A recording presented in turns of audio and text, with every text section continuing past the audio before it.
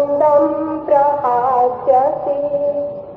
तुमसे जो यह बुद्धि कही है, यह सांख्य बुद्धि, परब्रह्म विषय बुद्धि कही है, अब तुम कर्मयोग बुद्धि को सुनो। जिस बुद्धि को प्राप्त कर समस्त कर्म बंधनों से छुटकारा पा जाओगे।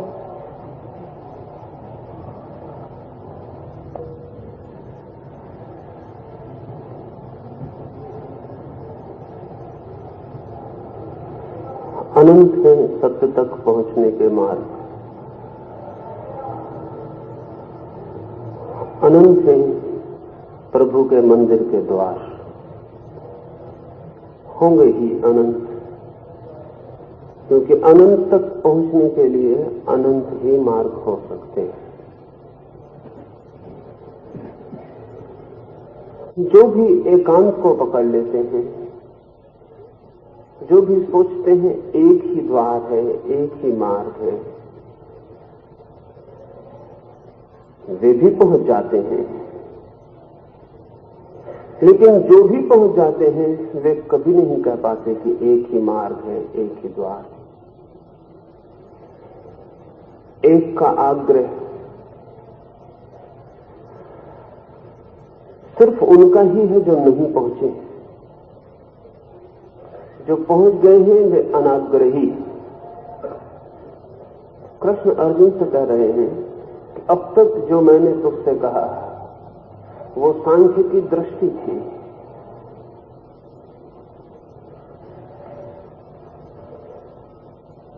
सांख्य की दृष्टि गहरी से गहरी ज्ञान की दृष्टि।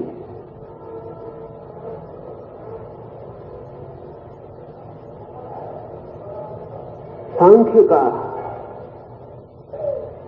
जो मार्ग है वो परम ज्ञान का मार्ग है। इसे थोड़ा समझने तो फिर आगे दूसरे मार्ग समझना आसान हो जाए। और कृष्ण ने क्यों सांख्य की ही पहले बात कर ली? सांख्य की इसलिए पहले बात कर ली कि अगर सांख्य काम में आ जाए तो फिर और कोई आवश्यकता नहीं। सांख्य काम में ना आ सके तो ही फिर कोई और आवश्यकता है।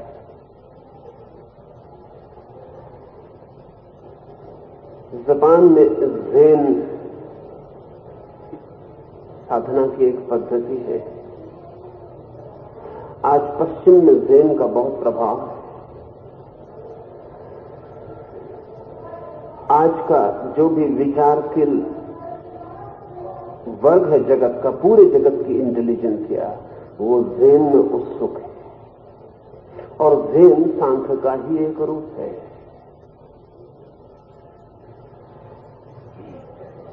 सांख्य का कहना यही है कि जानना ही काफी है, करना कुछ भी नहीं।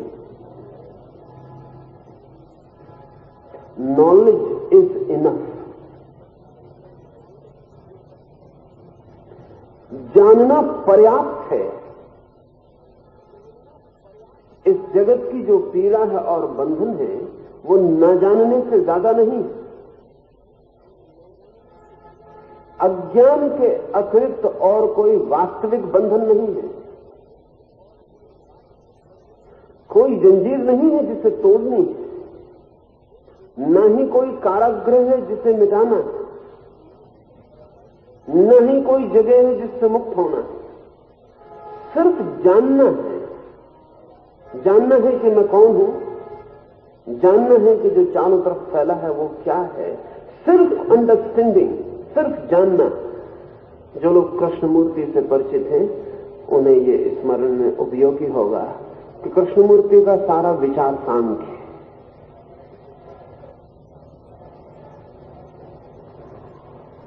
लेकिन सांख्य को समझना कठिन है,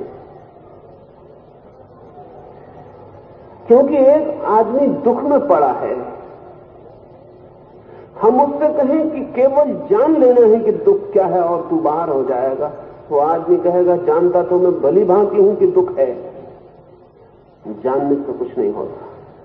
मुझे इलाज चाहिए, औषधि चाहिए, कुछ करो कि मेरा दुख चला जाए। एक आदमी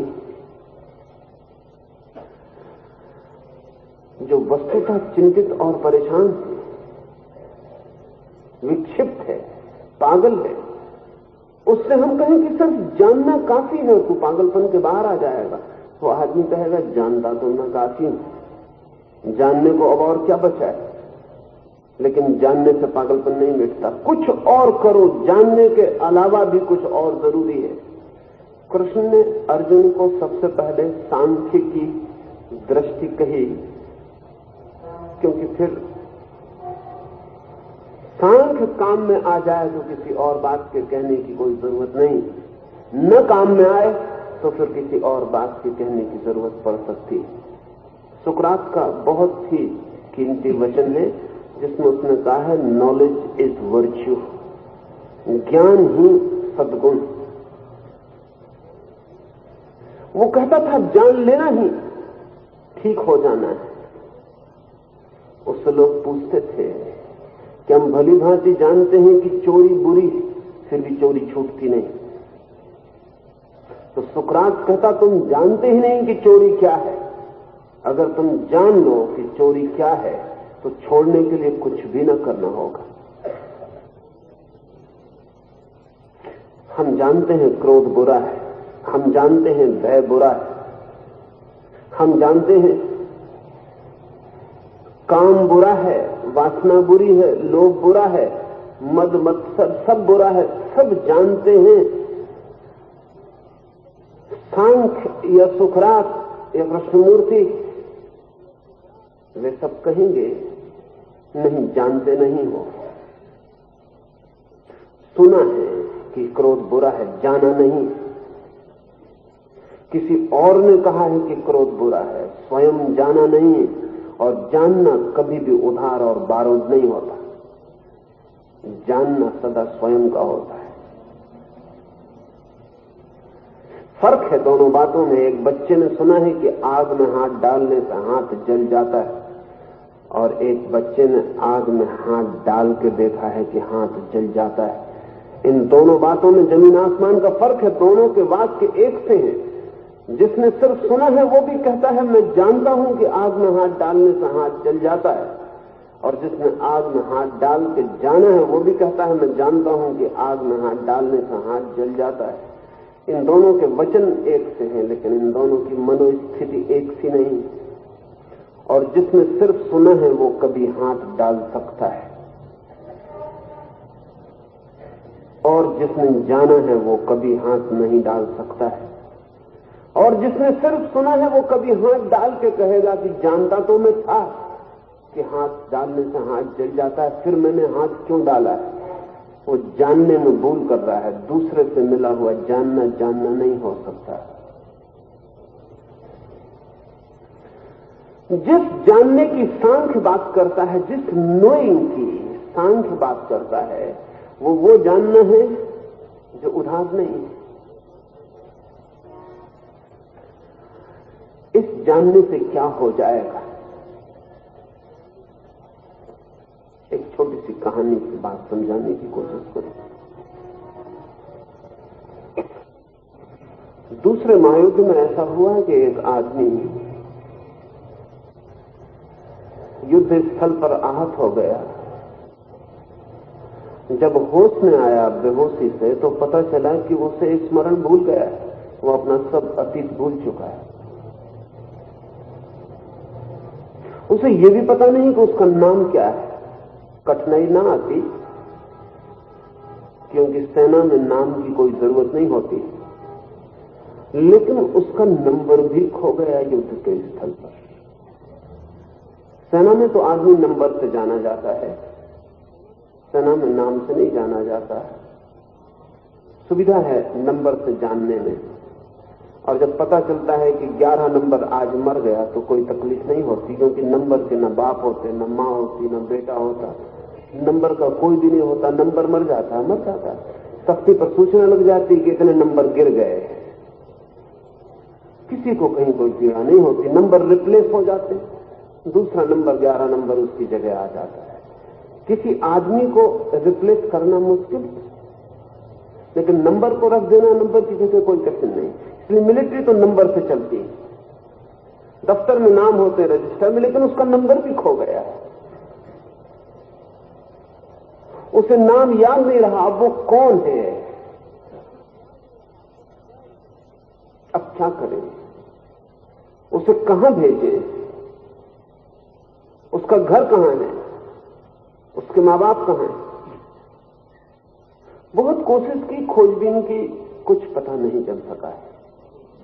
फिर आखिर किसी ने सुझाव दिया कि एक ही रास्ता है कि उसे इंग्लैंड के गांव-गांव में घुमाया जाए, शायद कहीं उसे देख के याद आ जाए कि ये मेरा घर, ये मेरा गांव, शायद वो जान ले। फिर उसे ले गए, स्टेशनों पर उसे उतार के खड़ा कर देते, वो देखता रह जाता, तो कुछ याद ना आता। फिर तो जो ले गए थे घुमाने वो भी थक गए। एक छोटी स्टेशन पर जिस पर उतर कर देखने का इरादा भी नहीं है, गाड़ी खड़ी है, चलने को है, उस आदमी ने खिड़की से झांक के देखा और उसने कहा मेरा गांव। उतरा, बताना ही भूल गया कि जो साथ थे उनको बता दूं, भागा, सड़क पर आ गया, चिल्लाया मेरा घर, दौड़ा, गली में पहुंचा, दरवाजे के सामने खड़ा होकर कहा मेरी मां। लौट के पीछे देखा, साथी पीछे भागते आए हैं, उनसे बोला ये रहा मेरा नाम, याद आ गया है। सांख्य कहता है आत्मज्ञान सिर्फ रिमेम्बरेंस, सिर्फ स्मरण, कुछ खोया नहीं, कुछ मिटा नहीं, कुछ गया नहीं, कुछ नया बना नहीं, सिर्फ स्मृति खो गई है। और जिसे हम जानने जा रहे हैं, अगर वो नया जानना है तब तो फिर कुछ और करना पड़ेगा, लेकिन अगर वो भूला हुआ ही है जिसे पुनः जानना है, तब कुछ करने की जरूरत नहीं, जान लेना ही काफी है। तो कृष्ण ने कहा कि अभी जो मैंने तुझसे कहा अर्जुन, वो सांख्य की दृष्टि थी। इस पूरे वक्त कृष्ण ने सिर्फ स्मरण दिलाने की कोशिश की कि आत्मा अमर है, न उसका जन्म है न उसकी मृत्यु है। स्मरण दिलाया कि अव्यक्त था, अव्यक्त होगा, बीच में व्यक्त का थोड़ा सा खेल है। स्मरण दिलाया कि जो तुझे दिखाई पड़ते हैं वे पहले भी थे, आगे भी होंगे। स्मरण दिलाया कि जिन्हें तू मारने के भय से भयभीत हो रहा है, उन्हें मारा नहीं जा सकता है। इस पूरे समय कृष्ण क्या कर रहे हैं? कृष्ण अर्जुन को जैसे उस सिपाही को घुमाया जा रहा है इंग्लैंड में, ऐसे उसे किसी विचार के लोक में घुमा रहे हैं कि शायद कोई विचार कर्ण, कोई स्मृति चोट कर जाए और वो कहे कि ठीक यही है, ऐसा ही है, लेकिन ऐसा वो नहीं कह पाता है। वो शिथिलगात अपने गांडीव को रखे, उदास मन वैसा ही हताश विषाद से घिरा बैठा है। वो कृष्ण की बातें सुनता है, वो उसे पूरा इंग्लैंड में घुमा दिए, हर स्टेशन, हर जगह, कहीं भी उसे स्मरण नहीं आता कि वो दौड़ के कहे कि ये रहा मैं, ठीक है बात अब बंद करो, पहचान आ गई, रिकॉग्निशन हुआ, प्रतिभिज्ञा हुई, स्मरण आ गया है। ऐसा वो कहता नहीं, वो बैठा है, वो बैठा है। वो रीढ़ भी नहीं उठाता, वो सीधा भी नहीं बैठता, उसे कुछ भी स्मरण नहीं आ रहा है। इसलिए कृष्ण उससे कहते हैं कि अब मैं तुझसे कर्म योग की बात करता हूं। सांख्य योग श्रेष्ठतम योग है। अब मैं तुझसे कर्म योग की बात करता हूं। वे जो जानने से ही नहीं जान सकते, जिन्हें कुछ करना ही पड़ेगा, जो बिना कुछ किए स्मरण ला ही नहीं सकते, अब मैं तुझसे कर्म योग की बात कहता हूं। आचार्य श्री, जैन बुद्धिज्म में जैसे कि अद्वैत वेदांत में ब्रह्म आता है, तो जैन बुद्धिज्म में तो कुछ ऐसा है नहीं। आप साम्यता जो बता रहे हैं उसकी स्पष्टता करें। और दूसरी बात यह है कि वेस्टर्न फिलोसोफर सांख्य का कभी पुरस्कार करते हैं तो इसलिए कि सांख्य निरीश्वरवादी है, क्योंकि कोई कोई विद्वान ऐसा कहते हैं कि सांख्य निरीश्वरवादी नहीं है, तो ये भी है। तो वेस्टर्न फिलोसोफर जो निरीश्वरवादी है इसलिए सांख्य का स्वीकार करते हैं, और जैन और सांख्य दोनों पाठक में से ब्रह्म तत्व का क्या हो सकता है? जैन और सांख्य के बीच जो साम्य मैंने कहा, उस साम्य का कारण है ब्रह्म की चर्चा नहीं, उस साम्य का कारण है ज्ञान की प्रधानता। ज़ेन कहता है करने को कुछ भी नहीं, और जो करेगा वो व्यर्थ ही भटकेगा। ज़ेन तो यहां तक कहता है कि तुमने खोजा कि तुम भटके, खोजो ही मत, खड़े हो जाओ और जान लो, क्योंकि तुम वही हो जिसे तुम खोज रहे हो।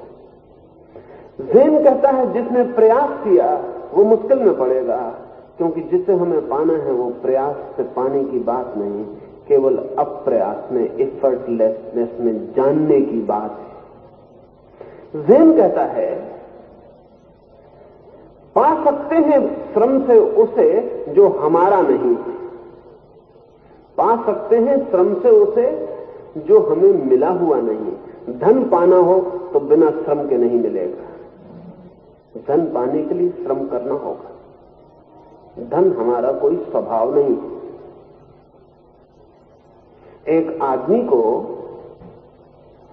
दूसरे के घर जाना हो तो रास्ता चलना पड़ेगा, क्योंकि दूसरे का घर अपना घर नहीं है। लेकिन एक आदमी अपने घर में बैठा हो और पूछता हो कि मुझे मेरे घर जाना है, मैं किस रास्ते से जाऊं, तो ज़ेन कहता है जाना ही मत, अन्यथा घर से दूर निकल जाओगे। एक छोटी सी कहानी मुझे याद आती है, ज़ेन फकीर कहते हैं, वो कहते हैं एक आदमी ने शराब पी ली, शराब पी के आधी रात अपने घर पहुंचा, हाथ पैर डोलते हैं, आंखों को ठीक दिखाई नहीं पड़ता, ऐसे भी अंधेरा है, भीतर नशा है, बाहर अंधेरा है, टटोल टटाल के किसी तरह अपने दरवाजे तक पहुंच गया और फिर थक गया, बहुत देर से भटक रहा है। फिर जोर जोर से चिल्लाने लगा कि कोई मुझे मेरे घर पहुंचा दो, मेरी मां राह देखती होगी।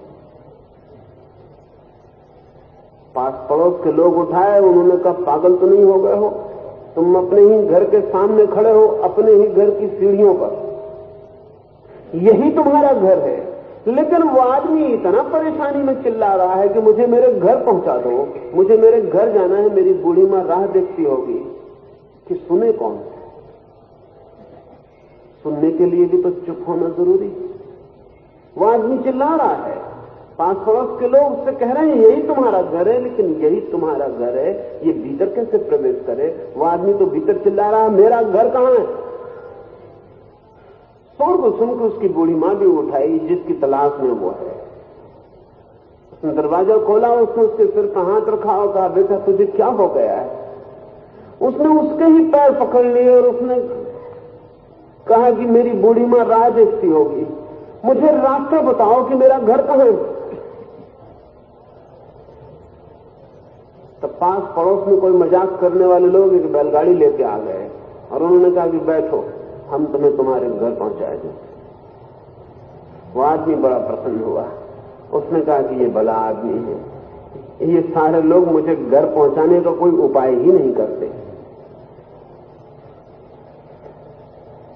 कोई उपाय नहीं करता, न कोई बैलगाड़ी लाता, न कोई घोड़ा लाता, न मेरा कोई हाथ पकड़ता। तुम एक भले आदमी हो। उसने उसके पैर पड़े, वो आदमी हंसता रहा, उसे बैलगाड़ी में बिठाया, 10-12 चक्कर लगाए घर के, फिर उसे द्वार के सामने उतारा। फिर वो कहने लगा धन्यवाद, बड़ी कृपा कि मुझे मेरे घर पहुंचा दिया है। अब कृष्ण अर्जुन से कोशिश कर चुके पहली वाली कि यही तेरा घर है। अब नहीं मानता, बैलगाड़ी जोतते हैं, वो कहते हैं कर्मयोग में चल, अब तू चक्कर लगा, अब तू 10-5 चक्कर लगा ले, फिर ही तुझे ख्याल में आ सकता है कि पहुंचा। बिना चले तू स्वयं तक भी नहीं पहुंच सकता है। ज़ेन कहता है कि जिसे हम खोज रहे हैं वो वही है जहां हमें इंच भर का फासला नहीं है।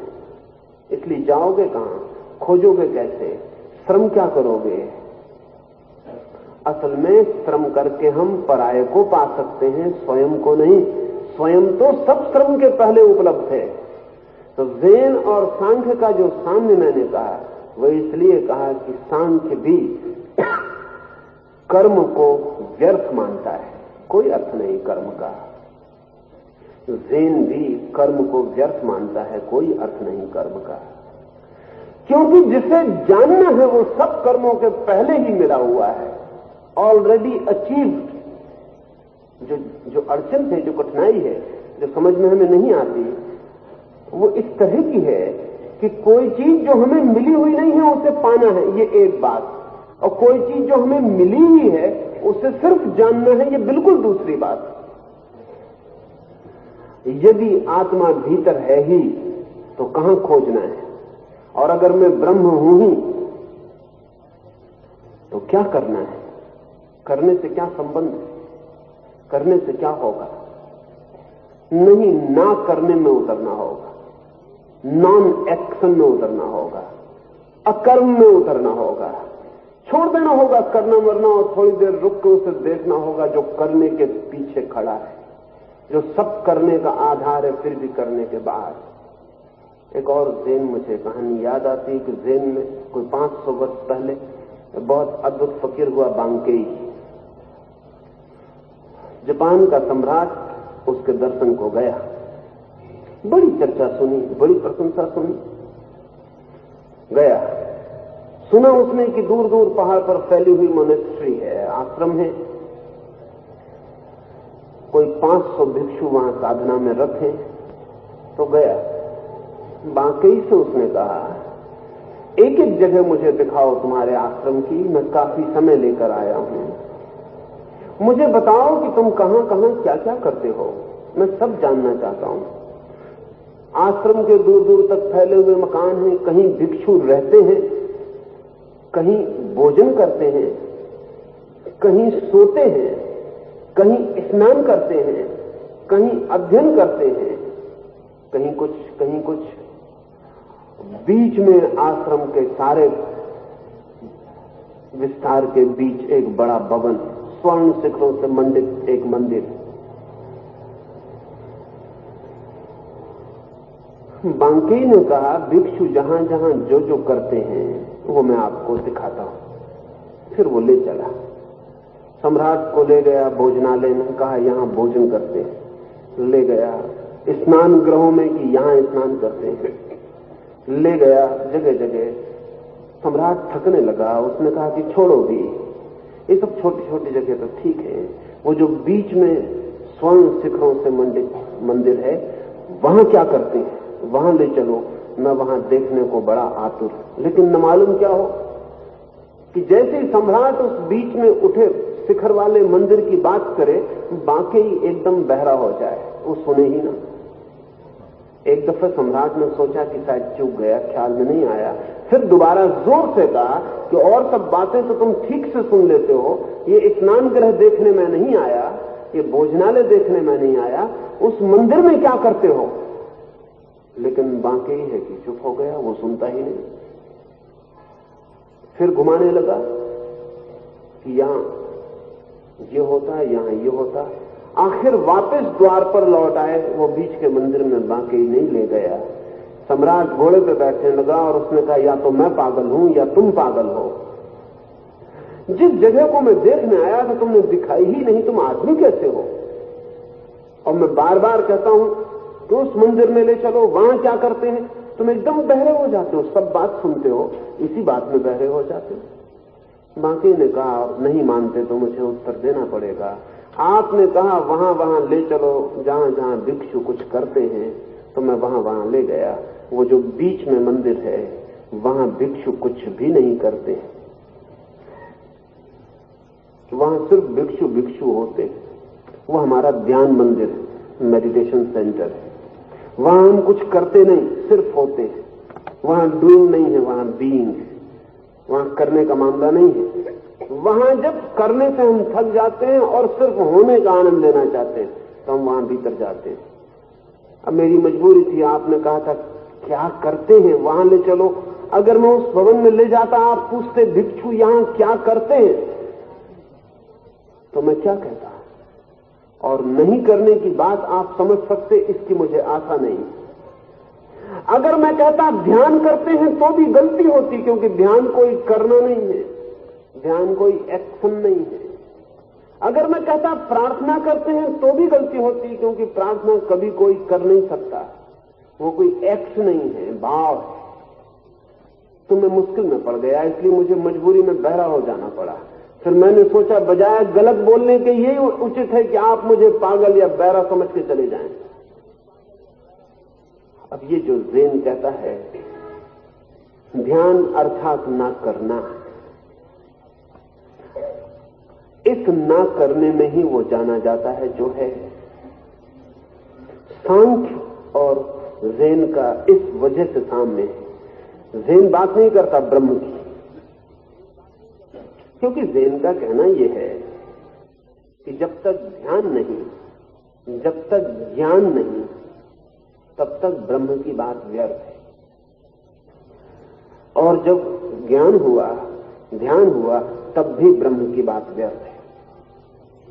क्योंकि जिसे हमने नहीं जाना उसकी बात क्या करें, और जिसे हमने जान लिया उसकी बात की क्या जरूरत है। इसलिए ज़ेन चुप, वो मौन है, वो ब्रह्म की बात नहीं करता।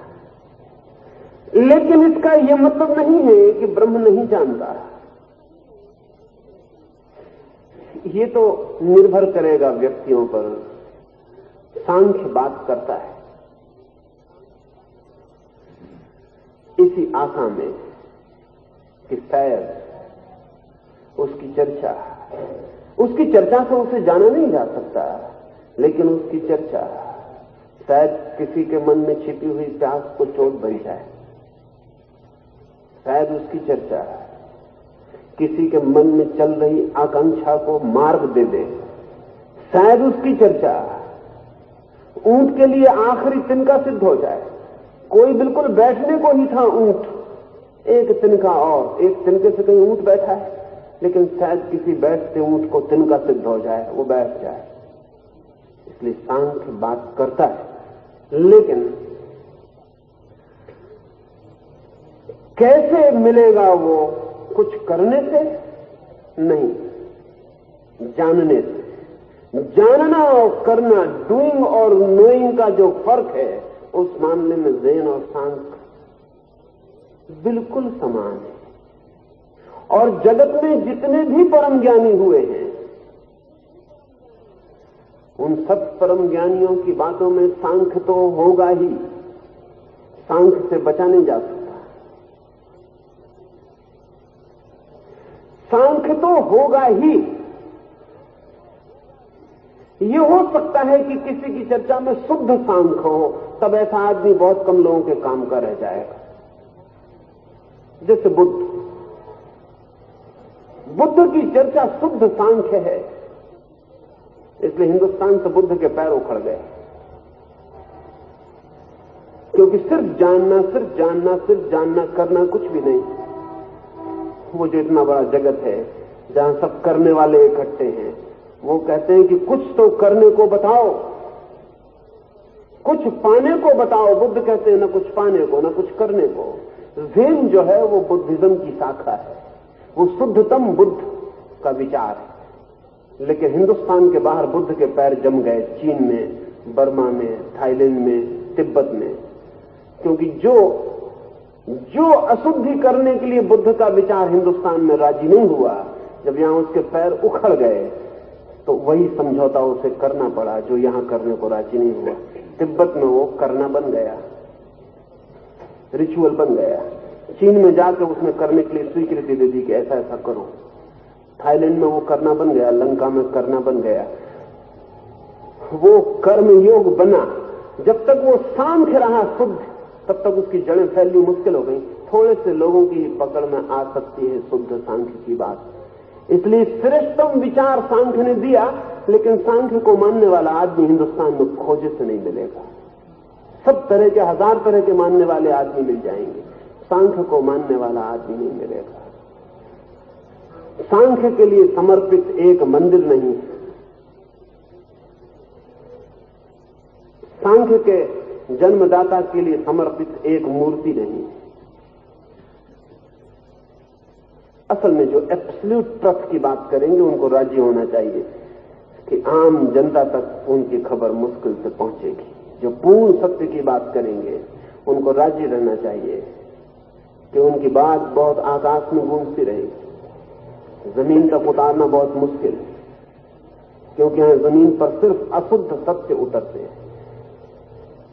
यहां जमीन पर जिस सत्य को भी पैर जमाने हों उसे जमीन के साथ समझौता करना पड़ता है। कृष्ण ने पहले नॉन कंप्रोमाइजिंग सांख्य की बात की, कहा कि मैं तुझे सांख्य की बुद्धि बताता हूं, लेकिन देखा कि अर्जुन के भीतर उसकी जड़ें नहीं पहुंच सकती, इसलिए दूसरे सेकंड ही वो कहते हैं अब मैं तुझसे कर्मयोग की बात करता हूं। और एक बात और पूछी कि पश्चिम में क्या सांख्य की चर्चा जिन दार्शनिकों ने की है उनका कारण यही तो नहीं है कि सांख्य निरीश्वरवादी? असल में जो भी ब्रह्मवादी है वो ईश्वरवादी हो नहीं सकता। जो भी ब्रह्मवादी है वो ईश्वरवादी हो नहीं सकता। अगर वो ईश्वर को जगह भी देगा तो वो माया के भीतर ही होगी, जगह बाहर नहीं हो सकती, वो इल्यूजन के भीतर ही होगी। या तो वो कह देगा कोई ईश्वर नहीं, ब्रह्म पर्याप्त है, अव्यक्त पर्याप्त है, या अगर समझौता किया उसने आपसे तो वो कहेगा ईश्वर है, वो भी अव्यक्त का एक रूप है, लेकिन माया के घेरे के भीतर ही। वो सिर्फ आपसे समझौता कर रहा है। सांख्य के जो मौलिक सूत्र हैं वो शुद्धतम है, उसमें ईश्वर की कोई जगह नहीं। ईश्वर का मतलब समझ लेना, आप ब्रह्म का फर्क समझ लेना। ईश्वर का मतलब है द क्रिएटर, सृजन करने वाला।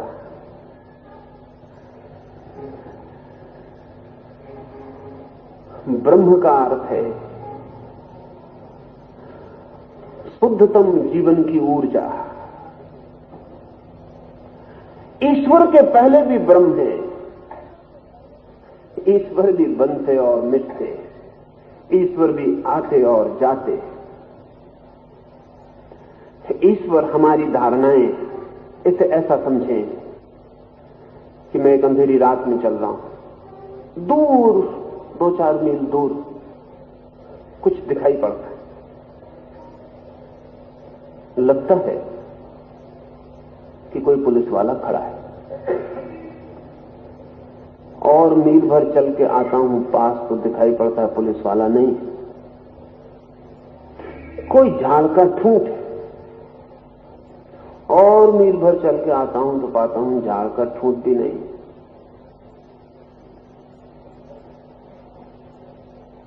स्वतंत्रता का स्मारक है,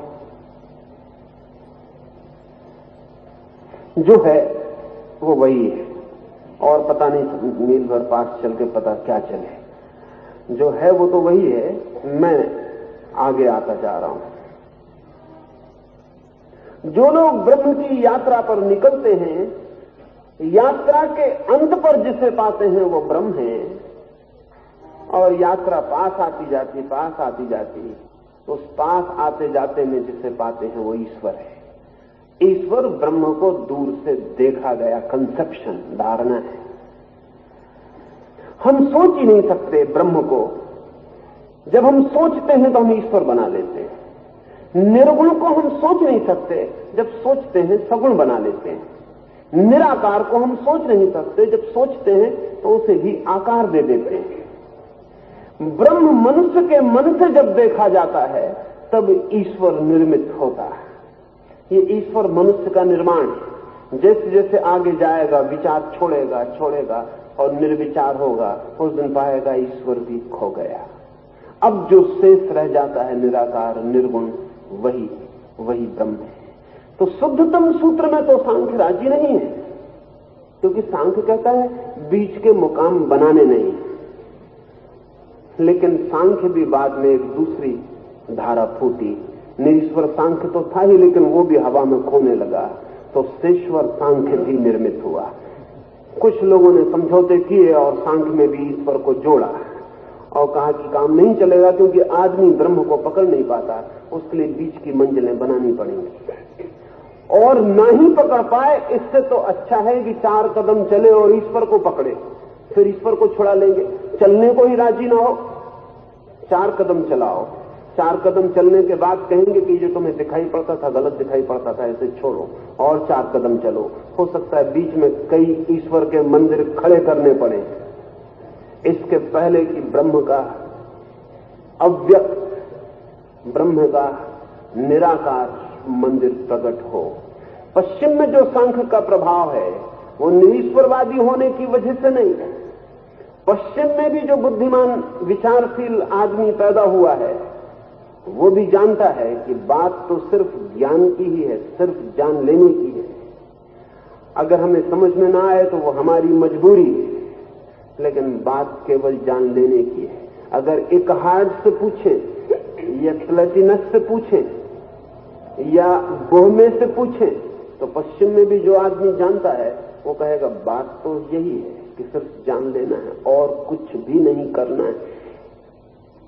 जरा हिले करने के लिए कि चूक हुई, क्योंकि करना बिना हिले ना होगा, करेंगे तो हिलना ही पड़ेगा। और वो जो अकंप है वो हम जरा भी हिले कि खोया, उसी की तरह अकंप हो जाना पड़ेगा। जैसे दिए की लौ किसी बंद घर में जहां हवा के झोंके ना आते हो अकंप जलती है, ऐसे ही अकर्म में व्यक्ति की चेतना अकंप हो जाती है, अकर्म में नॉन एक्शन में अकंप हो जाती है। और जैसे ही व्यक्ति की चेतना अकंप होती है, विराट की चेतना से एक हो जाती है। पश्चिम में भी प्रभाव सांख्य का है, और मैं मानता हूं जैसे जैसे मनुष्य की बुद्धि और विकसित होगी, सांख्य और भी प्रभावी होता चला जाएगा। भारत में उतना प्रभाव सांख्य का नहीं है, भारत में प्रभाव योग का है, जो कि बिल्कुल ही दूसरी उल्टी बात है। योग कहता है कुछ करना पड़ेगा। योग मनुष्य के निम्नतम बुद्धि से चलता है, सांख्य मनुष्य की श्रेष्ठतम बुद्धि से चलता है। स्वभावता जो श्रेष्ठतम से शुरू करेगा वो आखिर तक नहीं आ पाएगा, और अक्सर ऐसा होगा कि जो आखिर से शुरू करेगा वो चाहे तो श्रेष्ठतम तक पहुंच जाए। सांख्य शुद्धतम ज्ञान है, योग शुद्धतम क्रिया है। और अगर हम सारी दुनिया के चिंतन को 2 हिस्सों में बांटना चाहें तो सांख्य और योग 2 शब्द काफी। जिनका भी करने पर भरोसा है उनको योग में, और जिनको न करने पर भरोसा है, सिर्फ जानने पर भरोसा, उनको सांख्य में। असल में जगत में सांख्य और योग के अतिरिक्त कुछ भी नहीं है, बाकी सब इन 2 कैटेगरी में कहीं ना कहीं खड़े होंगे। चाहे दुनिया के किसी कोने में कोई चिंतन पैदा हुआ हो जीवन के प्रति, बस 2 ही विभाजन में बांटा जा सकता है। असल में पूर्व और पश्चिम की फिलॉसफी बांटनी बंद करनी चाहिए, जैन हिंदू मुसलमान की फिलॉसफी बांटनी बंद करनी चाहिए। सिर्फ 2 विभाजन किए जाने चाहिए, योग और सांख्य। योग पर वे आस्थाएं जो कहती हैं कुछ करने से होगा, सांख्य पर वे आस्थाएं जो कहती हैं कुछ ना करने से ही होता है।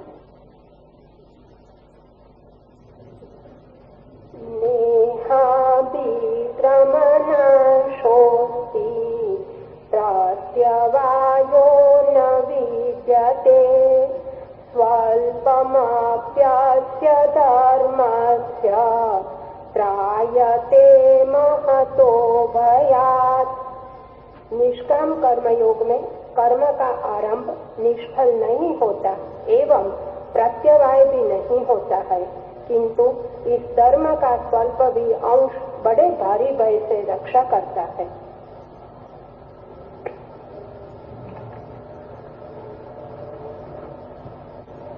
कृष्ण कह रहे हैं कि निष्काम कर्म का कोई भी कदम व्यर्थ नहीं जाता है।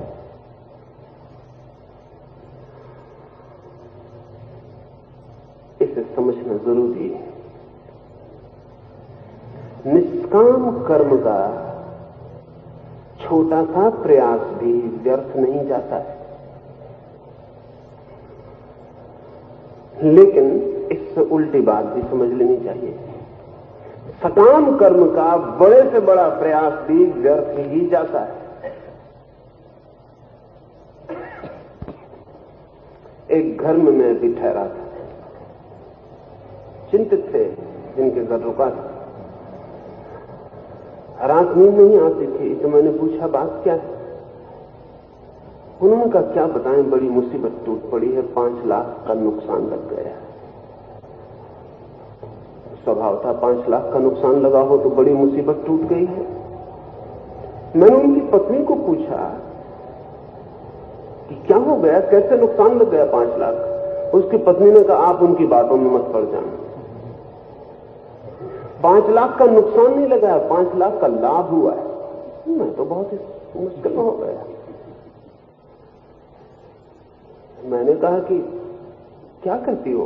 उसने कहा बिल्कुल ठीक कहती हूं, उनको 10 लाख के लाभ की आशा थी, 5 लाख का लाभ हुआ है, इसलिए उनको 5 लाख का नुकसान हो गया।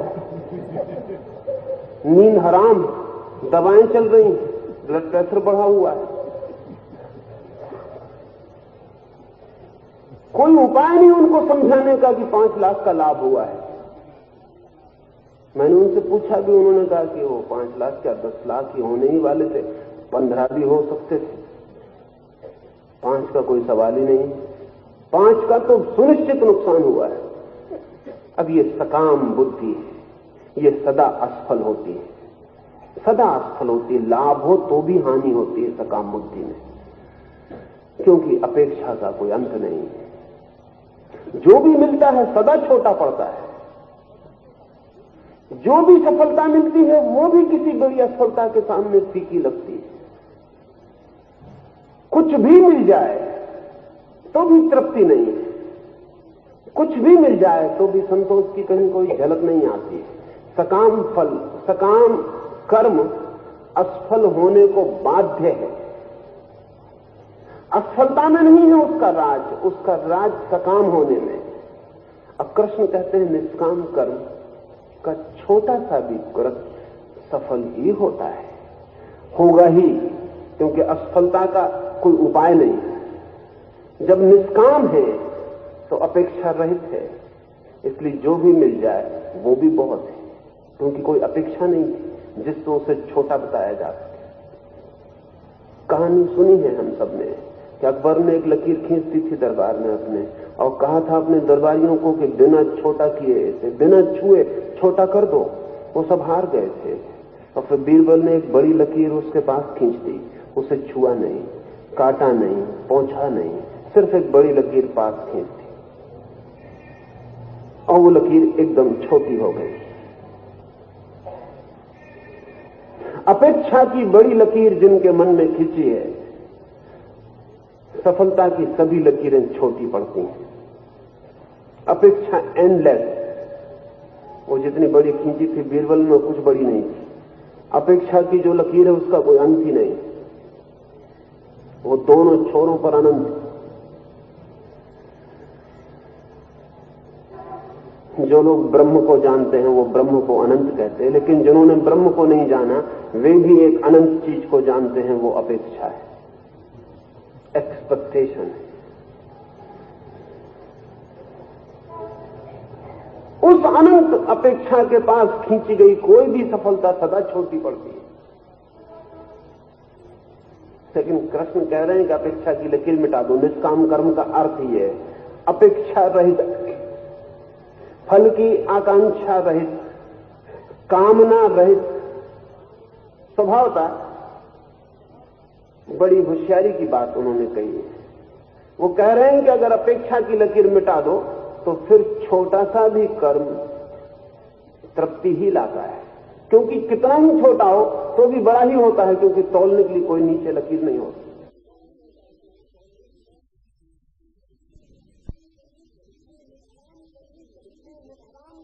इसलिए निष्काम कर्मी कभी भी विषाद को उपलब्ध नहीं होता है। सिर्फ सकाम कर्मी विषाद को उपलब्ध होता है। फ्रस्ट्रेशन जो है वो सकाम कर्म की छाया है, निष्काम कर्म की कोई छाया नहीं बनती, कोई विषाद नहीं बनता। इसलिए एक बहुत मजे की बात ध्यान में ले लेनी जरूरी है, गरीब आदमी ज्यादा विषाद को उपलब्ध नहीं होता, अमीर आदमी ज्यादा विषाद को उपलब्ध होता है। होना नहीं चाहिए ऐसा, बिल्कुल नियम को तोड़ के चलती हुई बात मालूम पड़ती है।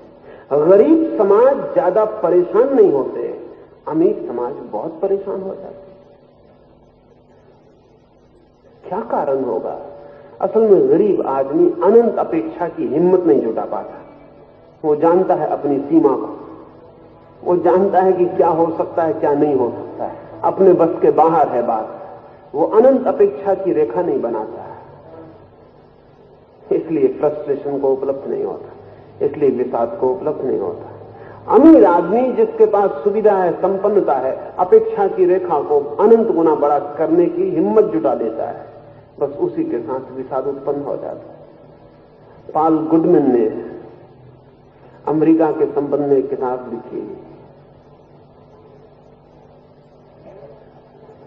Growing up absurd.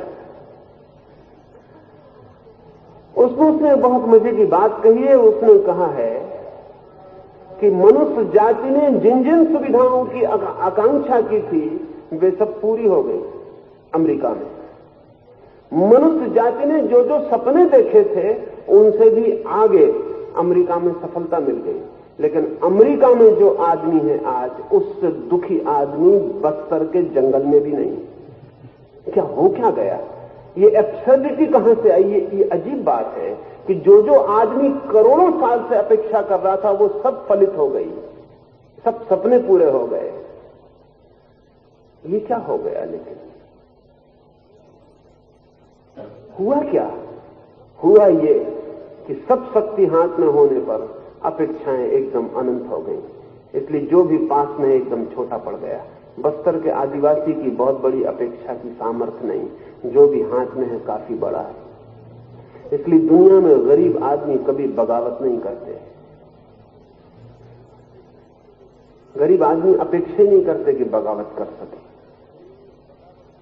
दुनिया में बगावत शुरू होती है जब गरीब आदमी के पास अपेक्षाएं दिखाई पड़ने लगती, निकट, तब उपद्रव शुरू होता है।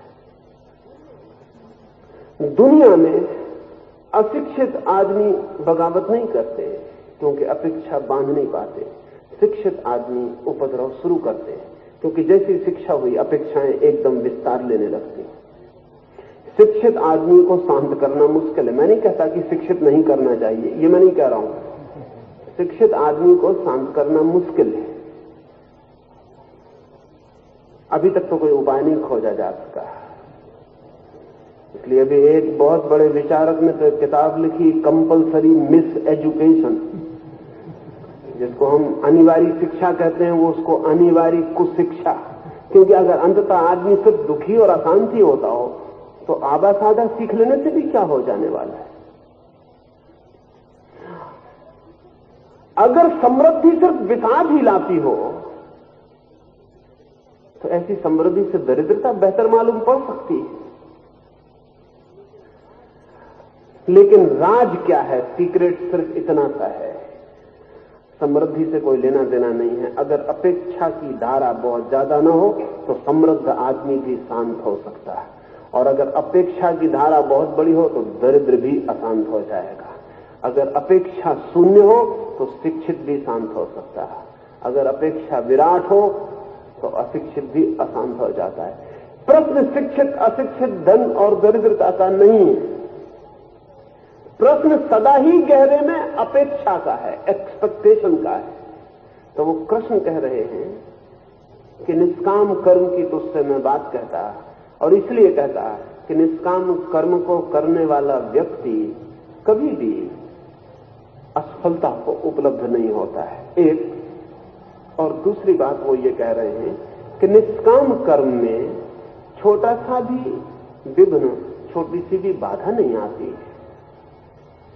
क्यों नहीं आती है? ऐसा निष्काम कर्म में ऐसी क्या कीमिया है, क्या केमिस्ट्री है कि बाधा नहीं आती, कोई प्रत्यवाय पैदा नहीं होता है? बाधा भी तो अपेक्षा के कारण ही दिखाई पड़ती है। जिसकी अपेक्षा नहीं है उसे बाधा भी कैसे दिखाई पड़ेगी? गंगा बहती सागर की तरफ, अगर वो पहले से एक नक्शा बना ले, अब पक्का कर ले कि इस रास्ते से जाना है, तो 1000 बाधाएं आएंगी रास्ते में। क्योंकि कहीं किसी ने मकान बना लिया होगा गंगा से बिना पूछे, कहीं कोई पहाड़ खड़ा हो गया होगा गंगा से बिना पूछे, कहीं चढ़ाई होगी गंगा से बिना पूछे, और नक्शा वो पहले बना ले, तो फिर बाधाएं 1000 आएंगी। और ये भी हो सकता है कि बाधाओं से लड़ के गंगा इतनी मुश्किल में पड़ जाए कि सागर तक कभी पहुंच ही ना पाए। लेकिन गंगा बिना ही नक्शे के, बिना प्लानिंग के चल पड़ती है। रास्ता पहले से अपेक्षा में न होने से जो भी मार्ग मिल जाता वही रास्ता है, बाधा का कोई प्रश्न नहीं है। अगर पहाड़ रास्ते में पड़ता तो किनारे से गंगा बह जाती। पहाड़ से रास्ता बनाना ही किसको था जिससे पहाड़ बाधा बने? जो लोग भी भविष्य की अपेक्षा को सुनिश्चित करके चलते हैं, अपने हाथ से बाधाएं खड़ी करते हैं, क्योंकि भविष्य आपका अकेला नहीं है। किस पहाड़ ने बीच में खड़े होने का पहले से योजना कर रखी होगी, आपको कुछ पता नहीं। जो भविष्य को निश्चित करके नहीं चलता, जो अभी कर्म करता है और कल कर्म का क्या फल होगा, इसका कोई फिक्स्ड, इसका कोई सुनिश्चित धारणा नहीं बनाता, उसके मार्ग में बाधा आएगी कैसे? असल में उसके लिए तो जो भी मार्ग होगा वही मार्ग है, और जो भी मार्ग मिलेगा उसी के लिए परमात्मा को धन्यवाद है। उसको बाधा मिल ही नहीं सकती। इसलिए कृष्ण कहते हैं, अर्जुन, निष्काम कर्म की यात्रा पर जरा सा भी प्रत्यवाय नहीं है, जरा सी भी बाधा नहीं है, जरा सा भी हिंड्रेंस है ही नहीं। पर बड़ी होशियारी की, बड़ी कलात्मक बात है, बहुत आर्टिस्टिक बात है, एकदम से ख्याल में नहीं आएगी, एकदम से ख्याल में नहीं आएगी कि बाधा क्यों नहीं है। क्या निष्काम कर्म करने वाले आदमी को बाधा नहीं बची? बाधाएं सब अपनी जगह, लेकिन निष्काम कर्म करने वाले आदमी ने बाधाओं को स्वीकार करना बंद कर दिया है। स्वीकृति होती थी अपेक्षाओं से, उनके प्रतिकूल होने से। अब कुछ भी प्रतिकूल नहीं है। निष्काम कर्म की धारणा में बहने वाले आदमी को सभी कुछ अनुकूल है। इसका यह मतलब नहीं कि सभी कुछ अनुकूल है, असल में जो भी है वो अनुकूल ही है, क्योंकि प्रतिकूल को तय करने का उसके पास कोई भी तराजू नहीं है। न बाधा है न विफलता है, सब बाधाएं, सब विफलताएं सकाम मन की निर्मितियां हैं।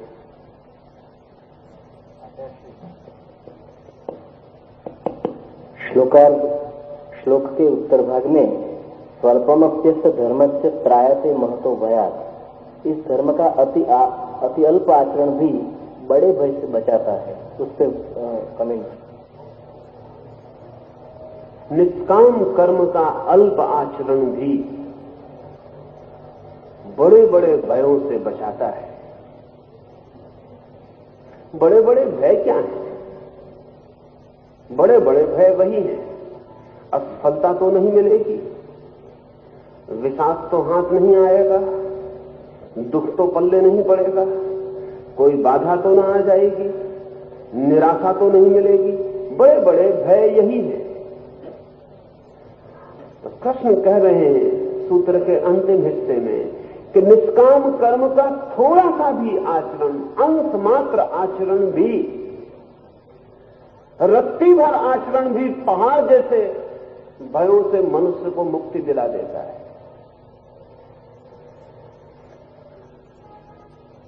असल में जब तक विपरीत दशा को न समझ लें, ख्याल में नहीं आएगा। जरा सी अपेक्षा पहाड़ों जैसे भय को निर्मित कर देती है, जरा सी कामना पहाड़ों जैसे दुखों का निर्माण कर देती है। जरा सी इच्छा पर जोर जरा सा आग्रह कि ऐसा ही हो, सारे जीवन को अस्त व्यस्त कर जाता है।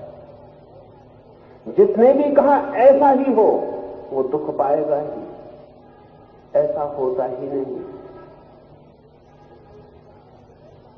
जिसने भी कहा ऐसा ही होगा तो ही मैं सुखी हो सकता हूं, उसने अपने नरक का इंतजाम स्वयं ही कर लिया। वो आर्किटेक्ट है अपने नरक का खुद ही, उसने सब व्यवस्था अपने लिए कर दी। हम जितने दुख झेल रहे हैं, कभी आपने सोचा कि कितनी छोटी अपेक्षाओं पर खड़े हैं? कितनी छोटी अपेक्षाओं पर नहीं देखा कभी। हम जो दुख झेल रहे हैं, कितनी छोटी अपेक्षाओं पर खड़े। एक आदमी रास्ते से निकल रहा है, आपने सदा उसको नमस्कार किया था, आज आप नमस्कार नहीं करते। ये दो हाथ ऊपर नहीं उठे आज, उसकी नींद हराम, वो परेशान, उसे बुखार चढ़ाया और सोचने लगा कि क्या हो गया, कोई बदनामी हो गई, इज्जत हाथ से चली गई, प्रतिष्ठा धक्के को लग गई। जिस आदमी ने सदा नमस्कार की उसने नमस्कार नहीं की, अब क्या होगा क्या नहीं होगा, अब इसको कैसे बदला चुकाना और क्या नहीं करना, वह हजार हजार चक्रों में पड़ गया। इस आदमी के ये दो हाथों का न उठना, हो सकता है उसकी जिंदगी के सारे भवन को उदासी से भर जाए। पति घर आया है और उसने कहा पानी लाओ, और पत्नी नहीं लाई, दो क्षण सब दुख हो गया। पति घर के बाहर निकला है, राह चलती किसी स्त्री को उसने आंख उठा कर देख लिया, पत्नी के प्राणांत हो गए। पत्नी मरने जैसी हालत में हो गई, जीने का कोई अर्थ नहीं रहा, जीना बिल्कुल बेकार। हम अगर अपने दुखों के पहाड़ को देखें तो बड़ी क्षुद्र अपेक्षाएं उनके पीछे खड़ी मिलती हैं। यहीं से समझना उचित होगा, क्योंकि निष्काम कर्म का तो अंत भी हमें पता नहीं, लेकिन सकाम कर्म के काफी अंश हमें पता है। वहीं से समझना उचित होगा। उससे विपरीत निष्काम कर्म की स्थिति है। कितनी क्षुद्र अपेक्षाएं कितने विराट दुख को पैदा करती चली जाती। ये जो इतना बड़ा महाभारत हुआ, ये जानते हैं कितनी क्षुद्र सी घटना से शुरू हुआ? इतना बड़ा जो युद्ध, ये कितनी सी क्षुद्र घटना से शुरू हुआ? बहुत ही क्षुद्र घटना से, मजाक से, एक जोक से। दुनिया के सभी युद्ध मजाक से शुरू होते। दुर्योधन आया है और पांडवों ने एक मकान बनाया है और अंधे के बेटे की वो मजाक कर रहे हैं, जिसमें उन्होंने आईने लगाए हुए और इस तरह से लगाए हुए हैं कि दुर्योधन को जहां दरवाजा नहीं है वहां दरवाजा दिखाई पड़ जाता है, जहां पानी है वहां पानी दिखाई नहीं पड़ता है। वो दीवार से सिर टकरा जाता है, पानी में गिर पड़ता है। द्रौपदी हंसती है, वो हंसी सारे महाभारत के युद्ध का मूल। उस हंसी का बदला फिर द्रौपदी को नंगा करके चुकाया जाता है, फिर ये बदला चलता है। बड़ी ही क्षुद्र सी घटना, जस्ट जोक, एक मजाक, लेकिन बहुत महंगा पड़ा है। मजाक बढ़ता ही चला गया, फिर उसके कोई आर पार न रहे और उसने इस पूरे मुल्क को मथ डाला। एक स्त्री का हंसना, एक घर में चचेरे भाइयों की आपसी मजाक, कभी सोचा भी न होगा कि हंसी इतनी महंगी पड़ सकती है। लेकिन उन्हें पता नहीं कि दुर्योधन की भी अपेक्षाएं, चोट अपेक्षाओं को लग गई, चोट अपेक्षाओं को लग गई। दुर्योधन ने सोचा भी नहीं था कि उसमें हंसा जाएगा निमंत्रण देकर। उसने सोचा भी नहीं था कि उसका इस तरह मखौल और मजाक उड़ाया जाएगा। वो आया होगा सम्मान लेने, मिला मजाक, उपद्रव शुरू हो गए। फिर उस उपद्रव के भयंकर परिणाम हुए, जिन परिणामों से मैं नहीं सोचता हूं कि आज तक भी भारत पूरी तरह मुक्त हो पाया है। वो महाभारत में जो घटित हुआ था, हम सब कुछ करते हैं। सकाम का हमें पता है, निष्काम का हमें कुछ पता नहीं। निष्काम कृत्य को भी ठीक ऐसे ही समझे, इससे उल्टी दिशा में जरा सा निष्काम भाव और बड़े बड़े भय जीवन के दूर हो जाते।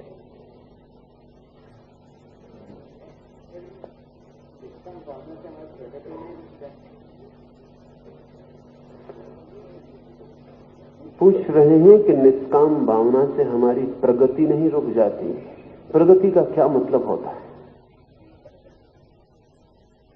अगर प्रगति से मतलब है कि बहुत धन हो, बड़ा मकान हो, एक छोटी सी शांति की लहर भी इस जगत के पूरे साम्राज्य के समतुल्य नहीं है। लेकिन हम प्रगति से एक ही मतलब लेते हैं। लेकिन इसका यह भी मतलब नहीं है कि मैं ऐसा कह रहा हूं कि जो निष्काम कर्म में गति करेगा अनिवार्य रूप से दीन और दरिद्र हो जाएगा। ये मैं नहीं कह रहा हूं, क्योंकि मन शांत हो तो दरिद्र होने की कोई अनिवार्यता नहीं है। क्योंकि शांत मन जिस दिशा में भी काम करेगा ज्यादा कुशल होगा, धन भी कमाएगा तो भी ज्यादा कुशल होगा। हाँ, एक फर्क पड़ेगा कि धन कमाने का अर्थ चोरी नहीं हो सकेगा, उस कुशलता ज्यादा होगी, उसके पास शक्ति ज्यादा होगी, समझ ज्यादा होगी। इसलिए ऐसा नहीं कह रहा हूं कि वैसा आदमी अनिवार्य रूप से गरीब होगा, भीतरी तो समृद्धि होगी ही।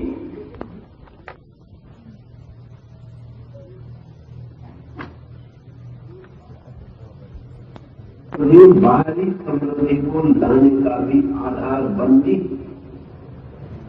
लेकिन कौन होगी? भीतरी समृद्धि के बच के, भीतरी समृद्धि के रहते हुए मिलती होगी, नॉट एट द कॉस्ट, कीमत में चुकानी पड़ती होगी भीतरी समृद्धि की। तो बाहरी समृद्धि भी आएगी। हाँ, सिर्फ उसी जगह बाधा पड़ेगी जहां बाहरी समृद्धि कहेगी कि भीतरी शांति और आनंद हो तो मैं मिल सकती हूं, तो वैसा निष्काम करनी कहेगा कि मत मिलो, यही तुम्हारी कृपा है, जाओ। प्रगति का क्या अर्थ है, इस पर सब निर्भर करता है। अगर सिर्फ दौड़ना ही प्रगति है, कहीं भी दौड़ना बिना कहीं पहुंचे, तब बात अलग है। लेकिन कहीं अगर पहुंचना प्रगति है तो फिर बात बिल्कुल अलग होगी। अगर आप ये कहते हो एक आदमी पागल है और हम उससे कहें कि तुम्हारे दिमाग का इलाज किए देते हैं, वो कहे कि दिमाग का इलाज तो आप कर देंगे, लेकिन इससे मेरी प्रगति में बाधा तो नहीं पड़ेगी, क्योंकि अभी मैं जितनी तेजी से दौड़ता हूं कोई दूसरा नहीं दौड़ पाता। हम कहेंगे बाधा पड़ेगी, अभी तुम्हारे कोई भी नहीं दौड़ पाता, लेकिन तुम इतनी तेजी से दौड़ के भी कहीं नहीं पहुंचते और धीमे चलने वाले लोग भी पहुंच जाते। बस इतना ही ख्याल हो तो बात समझ में आ सकती है। व्यवसायात्मिका बुद्धिः एकेहा कुरु नन्दन बहुशाखाह्यनन्ताश्च बुद्धयो व्यवसायिनम्। हे कुरुनंदन, इस योग में प्रवृत्त मुमुक्षु की ईश्वर ही मेरी परम गति है। इस प्रकार की निश्चयात्मक बुद्धि बाहर और भीतर एक ही रहती है और विषयी पुरुषों की बुद्धियां अनेक शाखाओं वाली होने के कारण अनेक प्रकार की होती है।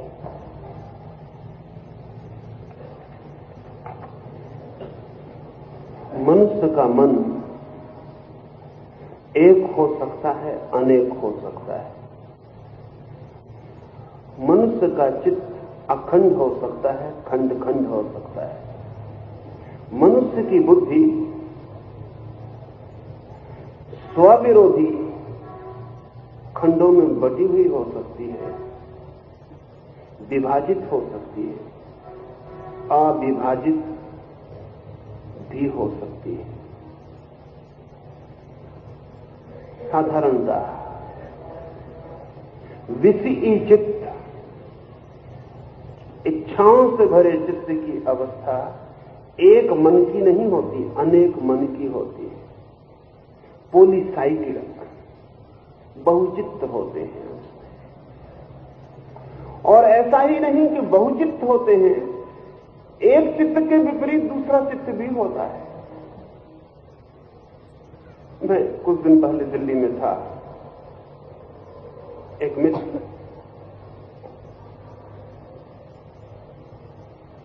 बड़े शिक्षा शास्त्री हैं,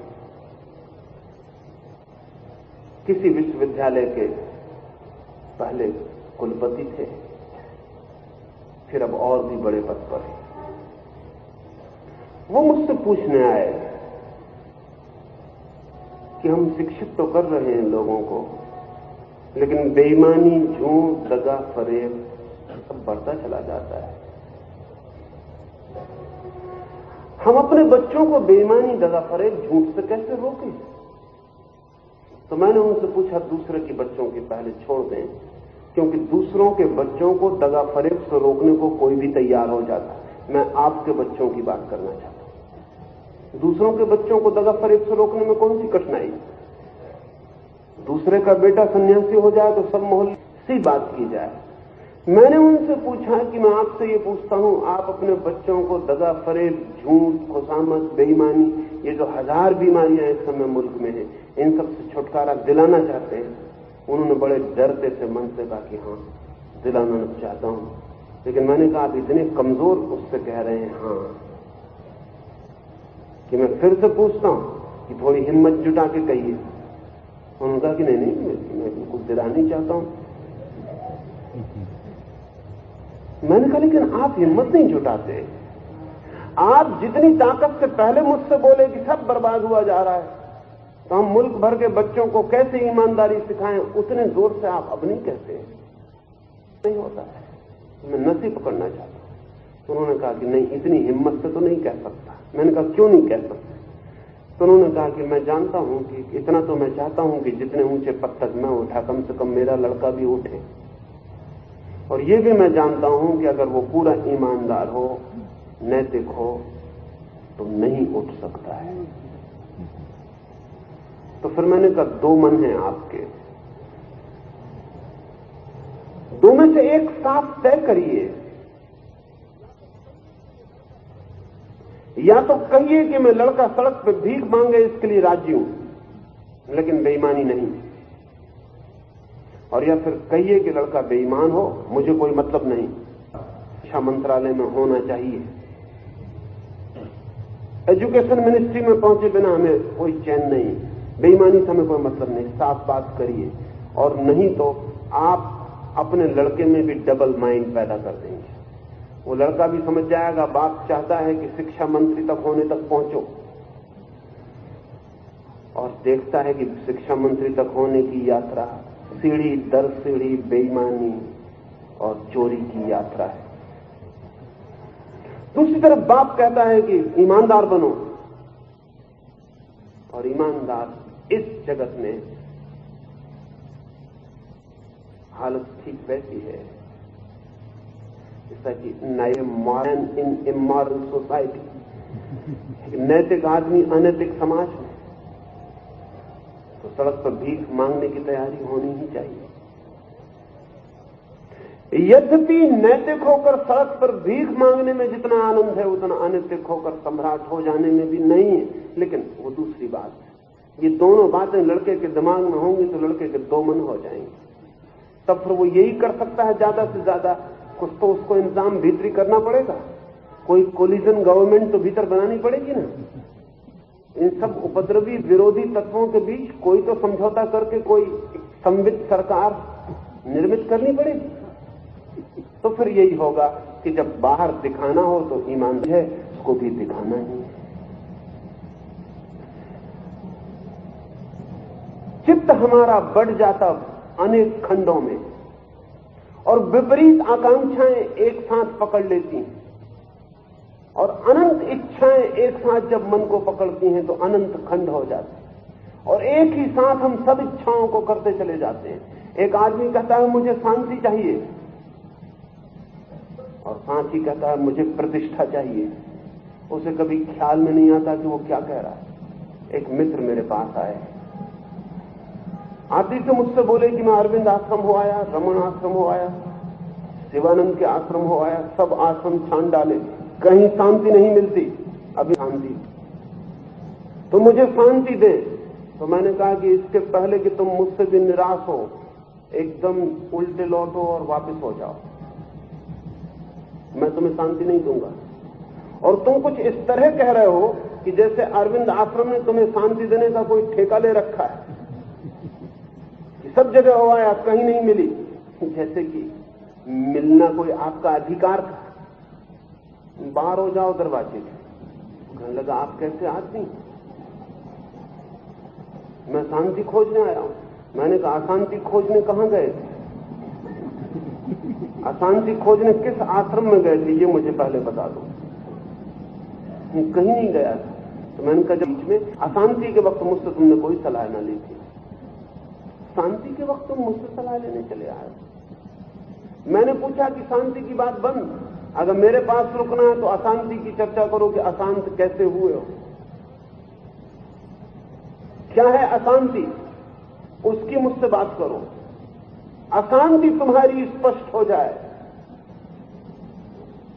तो शांति पाना जरा भी कठिन नहीं।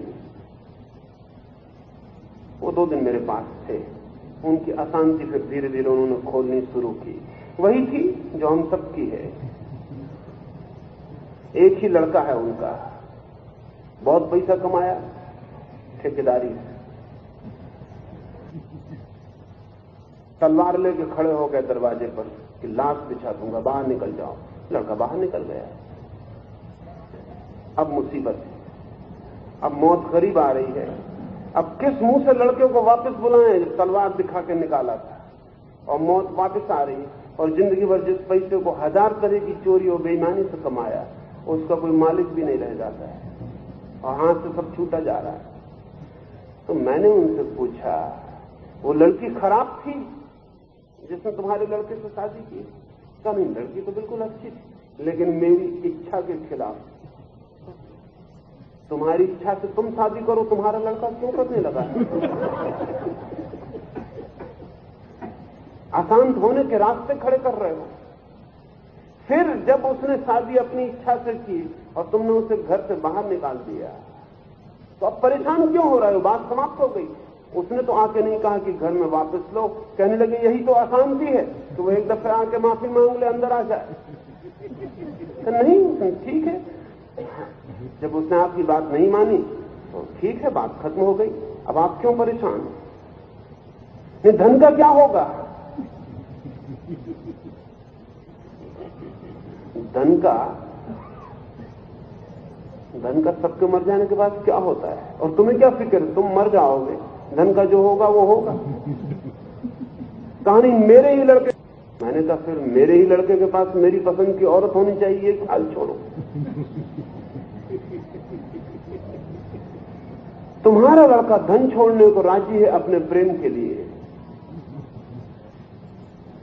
तुम भी कुछ छोड़ने को राजी हो जाओ।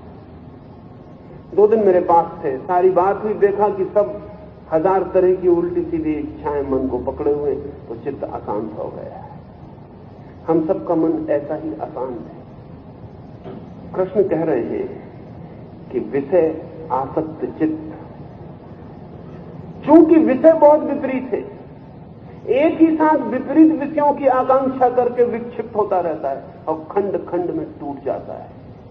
रूपेण, क्योंकि कामना गिरती है तो कामना से बने हुए खंड गिरते हैं। जो व्यक्ति अपेक्षा रहित जीवन में प्रवेश करता है, क्योंकि अपेक्षा गिरती है इसलिए अपेक्षाओं से निर्मित खंड गिरते हैं। उसके भीतर एक चित्तता, यूनिसाइकिकनेस, उसके भीतर एक मन पैदा होना शुरू हो जाता है। और जहां एक मन है वहां जीवन का सब कुछ है, शांति भी, सुख भी, आनंद भी। जहां एक मन है वहां सब कुछ है, शक्ति भी, संगीत भी, सौंदर्य भी आता है। और जहां अनेक मन है तो पास में भी जो है वो भी सब बिखर जाता है और खो जाता है। लेकिन हम सब पारे की तरह हैं, खंड खंड, टूटे हुए, बिखरे हुए, खुद ही इतने खंडों में टूटे हैं कि कैसे शांति हो सकती है। जोशुआ लियमन ने अपने संस्मरण लिखे। संस्मरण में जो किताब को नाम दिया है वो बहुत अच्छा है, और उस किताब के पहले हिस्से में उसने जो उल्लेख किया है कीमती है।